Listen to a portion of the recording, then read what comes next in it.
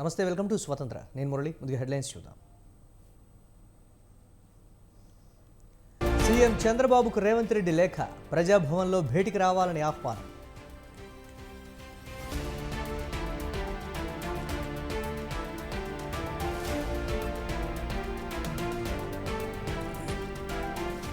ఏపీలో భారీగా ఐఏఎస్ల బదిలీ, ఉత్తర్వులు జారీ చేసిన సీఎస్.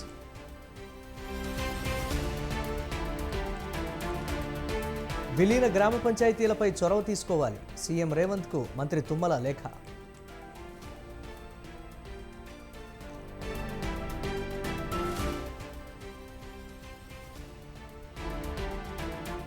లోక్సభ సమావేశాలు నిరవధిక వాయిదా, నిర్ణయించిన తేదీ కంటే ఒకరోజు ముందే వాయిదా.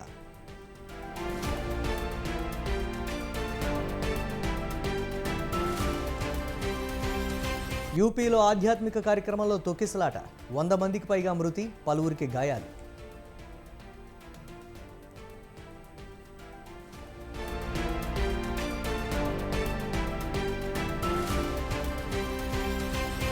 ఛత్తీస్గఢ్ జిల్లాలో ఎన్కౌంటర్, 2 మావోయిస్టులు మృతి.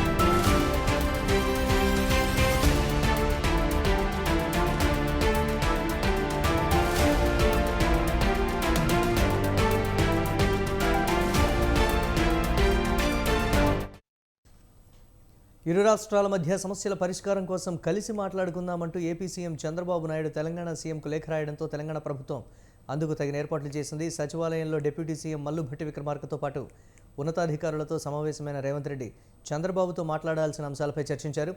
విభజన సమస్యల పరిష్కారం కోసం ఇది సరైన అవకాశంగా భావించిన ముఖ్యమంత్రి సమావేశానికి సిద్ధమే అంటూ ఏపీ ముఖ్యమంత్రికి రిప్లై ఇచ్చారు. 6వ తేదీ ప్రజాభవన్లో భేటీకి రావాలంటూ ఆహ్వానం పలికారు.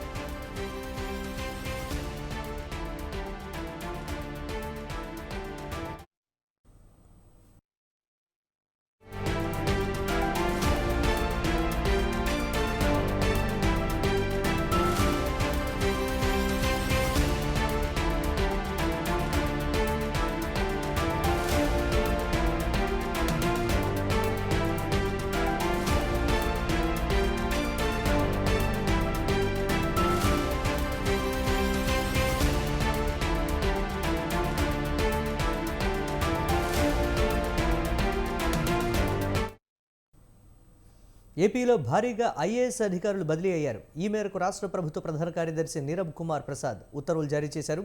శ్రీకాకుళం కలెక్టర్గా స్వప్నిల్ దినకర్, పార్వతీపురం మన్యం కలెక్టర్గా శ్యాంప్రసాద్, అనకాపల్లి కలెక్టర్గా కె విజయ, కోనసీమ కలెక్టర్గా రావిరాల మహేష్ కుమార్, కడప కలెక్టర్గా లోతేటి శివశంకర్, పల్నాడు కలెక్టర్గా అరుణ్ బాబు, నెల్లూరు కలెక్టర్గా ఆనంద్, తిరుపతి కలెక్టర్గా వెంకటేశ్వర్, అన్నమయ్య జిల్లా కలెక్టర్గా చామకుర్రి శ్రీధర్, సత్యసాయి జిల్లా కలెక్టర్గా చేతన్, నంద్యాల కలెక్టర్గా రాజకుమారి, విశాఖ కలెక్టర్గా హరేంద్ర ప్రసాద్ నియమించారు.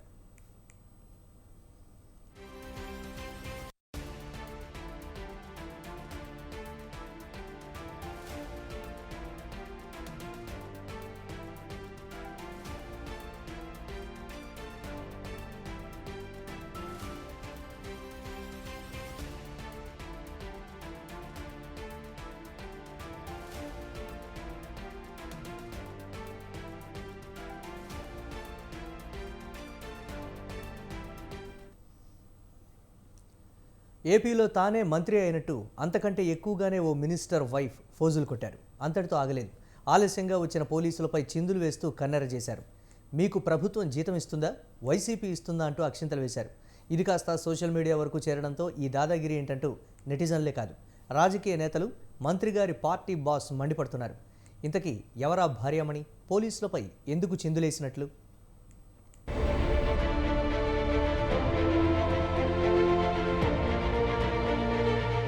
ఎస్కార్ట్ ఎక్కితే తప్ప కాలు కదపలేనట్టు ఓ మంత్రిగారి భార్య ఇచ్చిన బిల్డప్ వివాదాస్పదమైంది.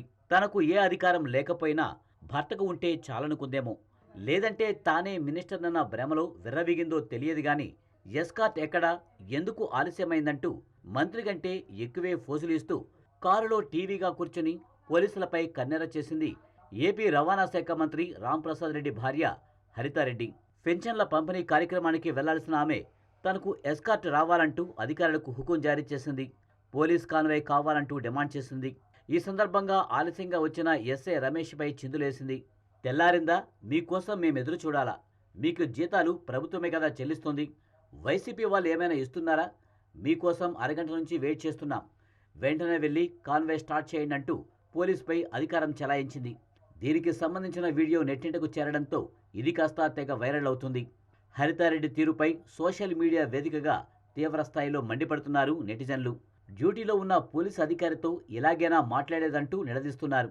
దీనిపై స్పందించిన వైసీపీ అధికార పార్టీ నేతలే కాదు, వారి కుటుంబ సభ్యులు పోలీసులను బానిసలా చూస్తున్నారంటూ ట్విట్టర్ వేదికగా ఆగ్రహం వ్యక్తం చేసింది.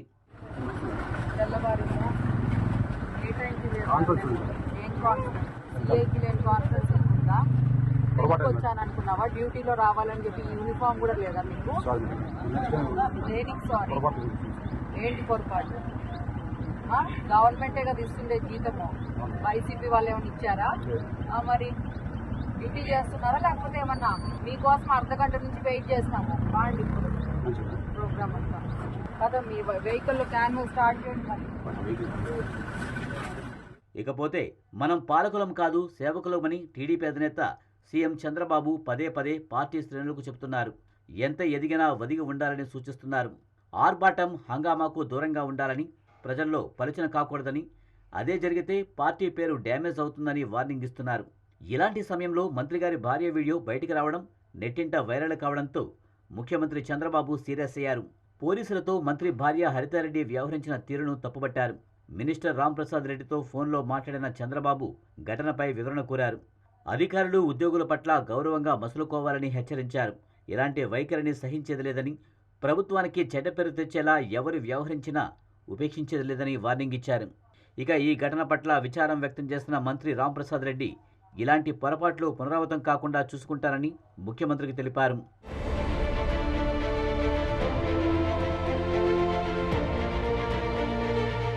మంత్రిగారి భార్య తీరుపైనే కాదు, ఇటు పోలీసుల తీరుపై కూడా మండిపడుతున్నారు జనం.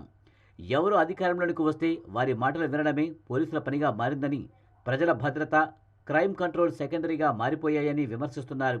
వీఐపీ భద్రత, వారి కోసం ట్రాఫిక్ కంట్రోల్ మాత్రమే పోలీసుల విధులుగా మారిపోయాయని ఆరోపిస్తున్నారు. రాష్ట్రంలో గంజాయి బ్యాచ్లు రెచ్చిపోతున్నాయని, ముఖ్యంగా విశాఖ, విజయవాడలో అర్ధరాత్రులు గంజాయి బ్యాచ్ వీరంగం సృష్టిస్తున్నాయని, ఇలాంటి వాటిపై పోలీసులు దృష్టి సారించాలని సూచిస్తున్నారు. ఇప్పటికైనా రాజకీయ నేతల సేవలో తరించకుండా ప్రజల భద్రతను పట్టించుకోవాలని కోరుతున్నారు.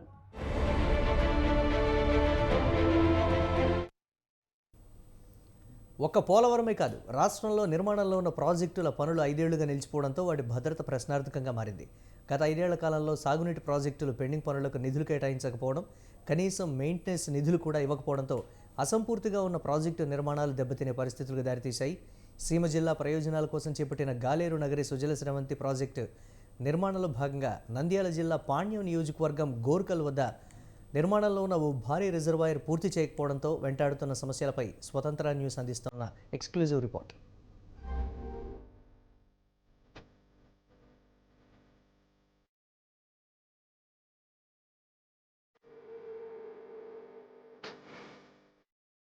శ్రీశైలం ప్రాజెక్టు నుంచి కర్నూలు, కడప, చిత్తూరు జిల్లాలో 4,79,750 ఎకరాల ఆయకట్టు భూములకు సాగునీరుతో పాటు 10 లక్షల మందికి తాగునీటిని అందించాలన్నది ప్రధాన లక్ష్యం. ఇందులో భాగంగా నంద్యాల జిల్లా పాండ్యం మండలం గోరుకల్లు వద్ద 12.4 టీఎంసీల సామర్థ్యంతో ఓ భారీ రిజర్వాయర్ నిర్మాణాన్ని చేపట్టారు.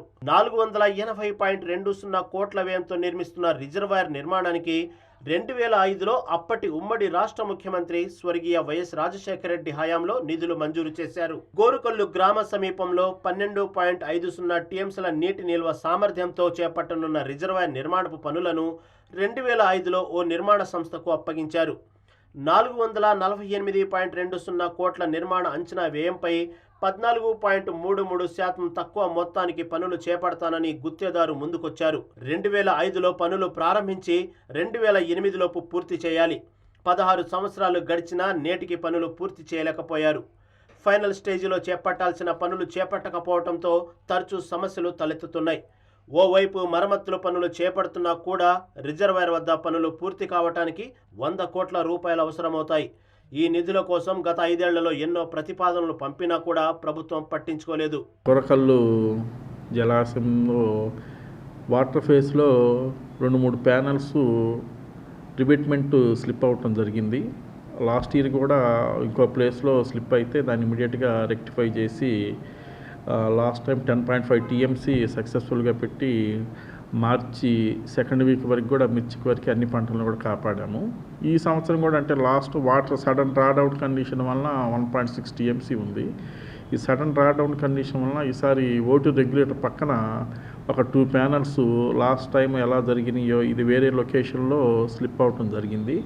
దాన్ని కూడా ఇమీడియట్గా మనము అవన్నీ కూడా బల్జ్ అయిన పోర్షన్ అంతా కూడా తీసేసి మళ్ళీ శాండ్ ఫిల్టర్స్ కొన్ని చోట్ల పోయినవి అట్లాగే శాండ్ ఫిల్టర్స్ అవన్నీ వేసి ఆ 2 ప్యానల్స్ ఆల్రెడీ అంతమంది చేసిన చోట కూడా మైనర్ ఏదో రిపేర్స్ ఉంటే వాటిని కూడా రెక్టిఫై చేస్తున్నాము. Work is going on. ఒక వీక్ డేస్ 10 డేస్లో 4 ఆస్పెక్ట్ కంప్లీట్ అయిపోయింది. రిజర్వాయర్ నిర్మాణం గడువులోగా పూర్తి కాకపోవడంతో పెండింగ్ పనులతో పలు సమస్యలు తలెత్తుతున్నాయి. 2016లో మొదటిసారిగా రిజర్వాయర్లో 1.78 టీఎంసీల నీటిని నిల్వ చేశారు. కొద్దిపాటి నీటి నిల్వకే రిజర్వాయర్ కింద భాగంలో నీటి ఊటలతో భూమిలో నుంచి నీరు బయటికి రావడంతో గ్రామస్తులు భయాందోళనకు గురయ్యారు. రిజర్వాయర్ కింద భాగంలో లీకేజీలను ఇంజనీర్లు పరిశీలించి రిజర్వాయర్ ముందు భాగంలో 40 కోట్లతో లోడెడ్ బండ్ నిర్మాణాన్ని చేపట్టారు. 40 కోట్లు వెచ్చించినా లీకేజీలు మాత్రం కంట్రోల్ చేయలేకపోయారు. రిజర్వాయర్ కింద భాగంలో లీకేజ్ అవుతున్న నీటిని ఒక క్రమ పద్ధతిలో కాలువల ద్వారా బయటకు వదిలారు. స్ట్రక్చర్ పరంగా ఎటువంటి ఇబ్బంది లేదండి. ఓన్లీ ఆ స్లోపు స్లిప్ అవుతున్నాయి. వాటిని మనం రెక్టిఫై చేస్తున్నాము. ఎందుకంటే వెర్టికల్ సెటిల్మెంట్ కానీ ఏమైనా ఉంటే లోపల మేము గ్యాలరీస్ కూడా వెరిఫై చేసాము.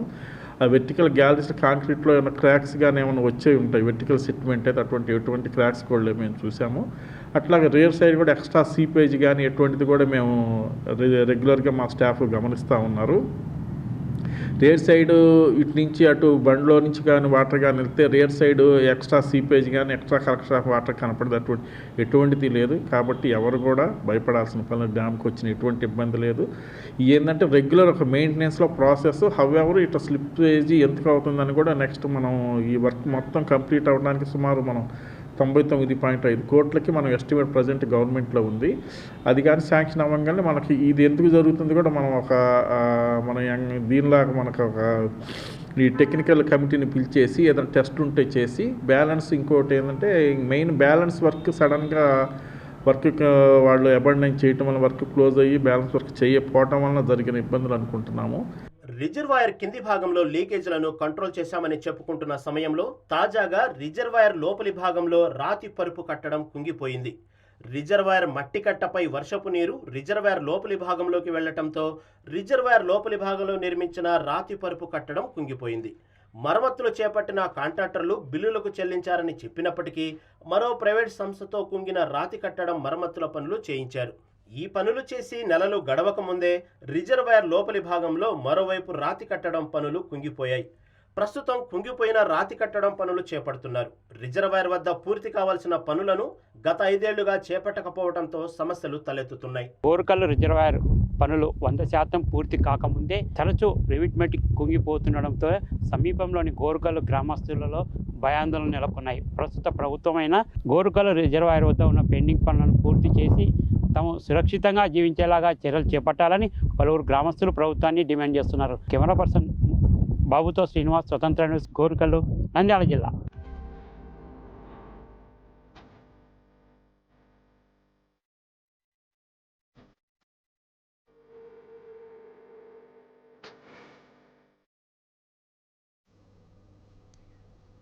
బొగ్గు గనుల వేలానికి వ్యతిరేకంగా జూలై 5న బంద్కు పిలుపునిస్తూ మావోయిస్టులు విడుదల చేసిన లేఖ కలకలం రేపుతోంది.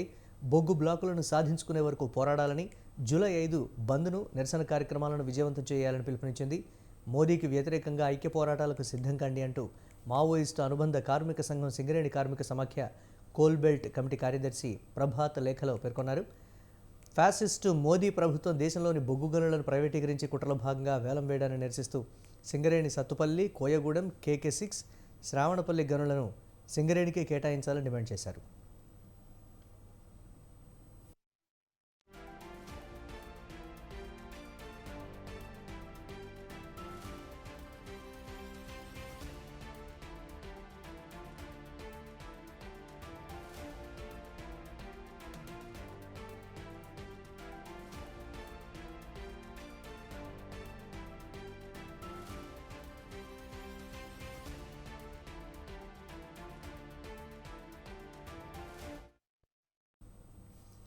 సత్తుపల్లి, కోయగూడెంలో కూడా ఉపరితల గనులకు బదులుగా అండర్ గ్రౌండ్ గనులు తవ్వాలని, దీని ద్వారా చుట్టుపక్కల గ్రామాల వ్యవసాయ భూములను కాపాడడంతో దీర్ఘకాలిక ప్రయోజనం కలుగుతుందన్నారు.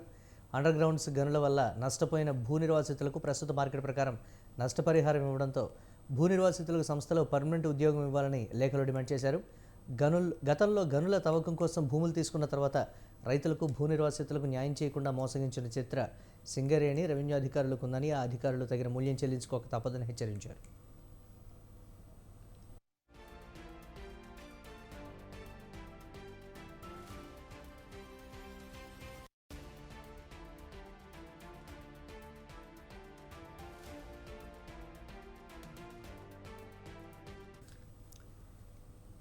మంచిర్యాల జిల్లాలోని శ్రావణపల్లి బొగ్గు బ్లాకుల వేలాన్ని కేంద్రంలోని బీజేపీ ప్రభుత్వం నిలిపివేసి నేరుగా సింగరేణి కంపెనీకి అప్పగించాలని సిపిఎం డిమాండ్ చేసింది. కలెక్టరేట్ ఎదుట బొగ్గు గనుల ప్రైవేటీకరణకు వ్యతిరేకంగా నిరసన తెలిపారు. గతంలోనే మోదీ ప్రభుత్వం 4 బ్లాకులను ప్రైవేట్ సంస్థలకు అప్పగించిందని మండిపడ్డారు.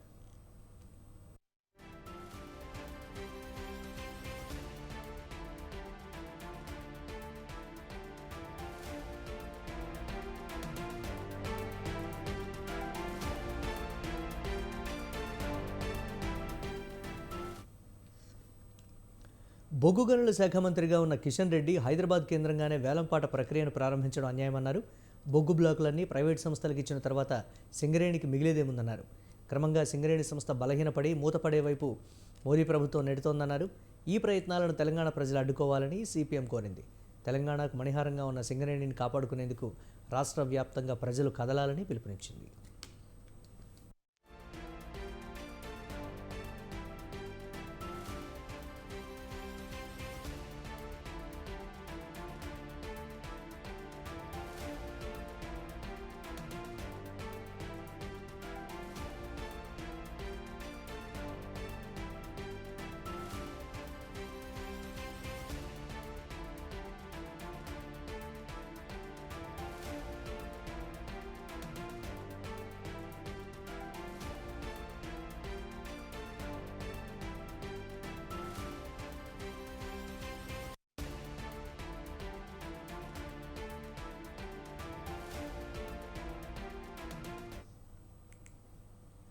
డ్రగ్స్ను పూర్తిగా నివారించేందుకు తెలంగాణ సర్కార్ కీలక నిర్ణయం తీసుకుంది. గతంలో నగరంలో పబ్స్ కేంద్రంగానే డ్రగ్స్ కల్చర్ మొదలైంది.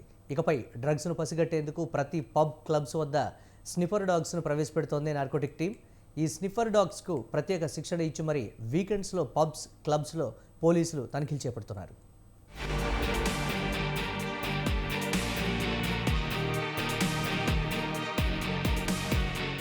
హైదరాబాద్ నగరంలోని పబ్స్లో డ్రగ్స్ విక్రయం వినియోగం గణనీయంగా పెరిగిపోవడంతో నార్కోటిక్ పోలీసులు స్థానిక పోలీసులు సంయుక్తంగా ప్రత్యేక నిఘా పెట్టారు. ఇటీవల కాలంలో పలువురు డీజేలు పబ్లకు వస్తున్న కస్టమర్లను టార్గెట్గా చేసుకుని డ్రగ్స్ విక్రయిస్తున్నట్లు గుర్తించిన పోలీసులు కొందరు డీజేలను అరెస్టు చేశారు. వీకెండ్స్లో ముఖ్యంగా కాస్మో కల్చర్ ఎక్కువగా ఉండే మాదాపూర్, హైటెక్ సిటీ, గచ్చిబౌలి ప్రాంతాల్లోని పబ్లతో పాటు జూబ్లీహిల్స్లో తనిఖీలు చేపట్టారు. జూబ్లీహిల్స్ పోలీస్ స్టేషన్ పరిధిలోని పబ్స్లో సైతం పోలీసులు తనిఖీలు చేశారు. ఈ రైడ్స్లో నార్కోటిక్ బ్యూరో శిక్షణ ఇచ్చిన స్నిఫర్ డాగ్స్తో పోలీసులు చెకింగ్ చేశారు. కేవలం వీకెండ్లో మాత్రమే కాకుండా ప్రతిరోజు తనిఖీలు ఉంటాయన్నారు పోలీసులు.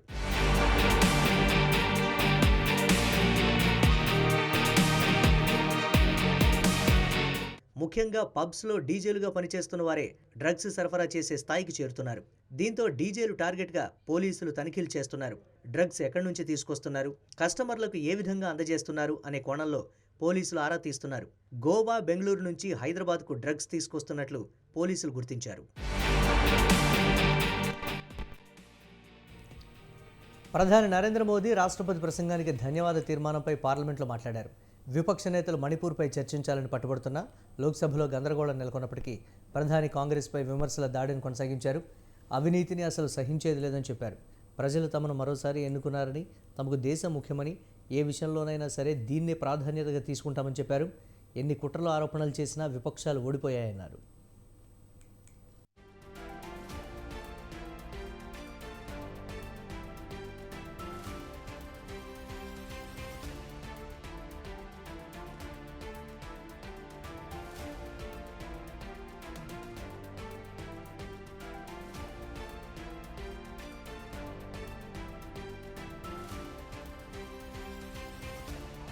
सभापति जी, गंभीर बात है कि आज हिंदुओं पर झूठा आरोप लगाने की साजिश हो रही है, गंभीर षड्यंत्र हो रहा है। आदरणीय सभापति जी, ये कहा गया हिंदू हिंसक होते हैं? ये है आपके संस्कार, ये है आपका चरित्र, ये है आपकी सोच, ये है आपकी नफरत इस देश के हिंदुओं के साथ। ये कारनामे आदरणीय सभापति जी, इस चुनाव में हम जनता के बीच एक बड़े संकल्प के साथ देश की जनता के पास आशीर्वाद मांगने के लिए गए थे और हमने आशीर्वाद मांगा था विकसित भारत के हमारे संकल्प के लिए। हमने विकसित भारत के निर्माण के लिए एक प्रतिबद्धता के साथ, एक शुभ निष्ठा के साथ जन सामान्य का कल्याण करने के इरादे से हम गए थे। जनता ने विकसित भारत के संकल्प को 4 चांद लगा करके हमें फिर से एक बार विजयी बना करके देश की जनता की सेवा करने का मौका दिया है। आदरणीय सभापति जी, इस चुनाव में हम जनता के बीच एक बड़े संकल्प के साथ